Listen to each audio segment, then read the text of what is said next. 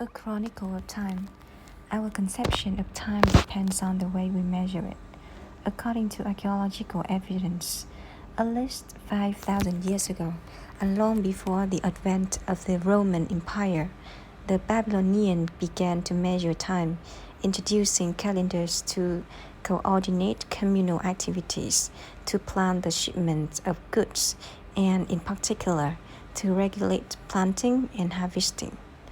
They based their calendars on three natural cycles: the solar day, marked by the successive periods of light and darkness as the Earth rotates on its axis, the lunar month, following the phases of the moon as it orbits the Earth, and the solar year, defined by the changing seasons that accompany by our planet's revolution around the sun.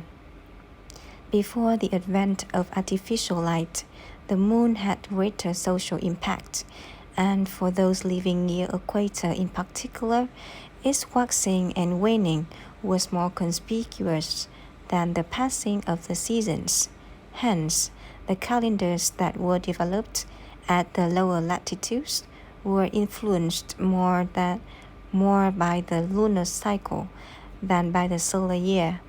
In more northern climes, however, where seasonal agriculture was practiced, the solar year became more crucial. As the Roman Empire expanded northward, it organized its activity chart for the most part around the solar year. Centuries before the Roman Empire, the Egyptians had formulated a municipal calendar having 12 months of 30 days, with 5 days added to approximate the solar year. Each period of 10 days were marked by the appearance of special groups of stars called decans.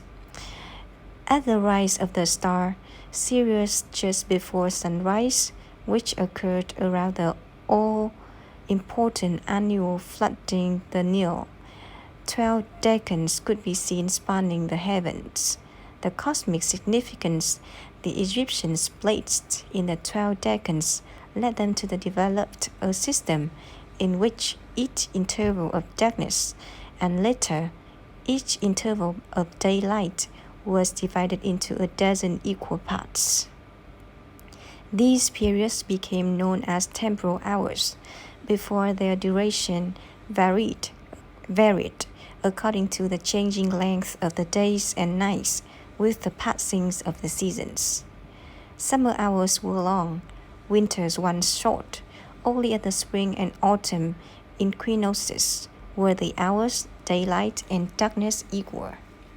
Temporal hours, which were first adopted by the Greeks and then the Romans, who disseminated them through Europe, remained in use for more than 2,500 years. In order to track temporal hours during the day, inventors created sundials, which indicate time by the length of the direction of the sun's shadow. The sundial's counterpart, the water clock, was designed to measure temporal hours at night. One of the first water clocks was a basin with a small hole near the bottom through the water dripped out. The falling water level denoted the passing hour, as it dipped below the hour lines inscribed on the inner surface. Although these devices performed satisfactorily around the Mediterranean,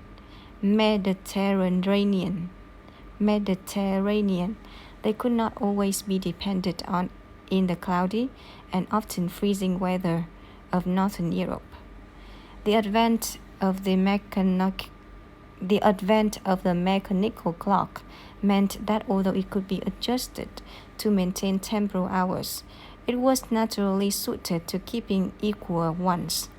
With these, however, arose the question of when to begin counting, and so, in the 14th century, a number of systems evolved. The schemes that divided the day into 24 equal parts varied according to the start of the count. Italian hours began at sunset, Babylonian hours at sunrise, astronomical hours at midday, and great clock hours used for some large public clocks in Germany at midnight. Eventually, these were superseded by small clock of French hours, which split the day into 12 hours periods commencing at midnight. The earliest recorded waste-driven mechanical clock were built in 1283 in Bedfordshire in England. The revolutionary aspect of this new timekeeper was neither the descending weight that provided it motive force nor the gear wheels, which has been around for at least 13 years, that transferred the power. It was the part called the escapement. In the early 1400s came the invention of the coiled spring of fusee, which maintained constant force to the gear wheels of the timekeeper, despite the changing tensions of its mainspring. By the 16th century, a pendulum clock has been devised, but the pendulum swung in a large arc and thus was not very efficient. To address this, a variation on the original escapement was invented in the 1670 in England. It was called the Anchor Escapement, which was a lever-based device shaped like a ship's anchor. The motion of a pendulum rocks this device so that it catches and then releases each tooth of the escape wheel, in turn allowing it to return to a precise amount. Unlike the original form used in the early pendulum clocks, the anchor escapement permitted the pendulum to travel in a very small arc. Moreover, this invention allowed the use of a long pendulum, which could beat once a second, and thus led to the development of a new floor standing case design, which became known as the grandfather clock. Today, high accurate timekeeping instruments set the beat for most electronic devices. Nearly all computers contain a quartz crystal clock to regulate their operation.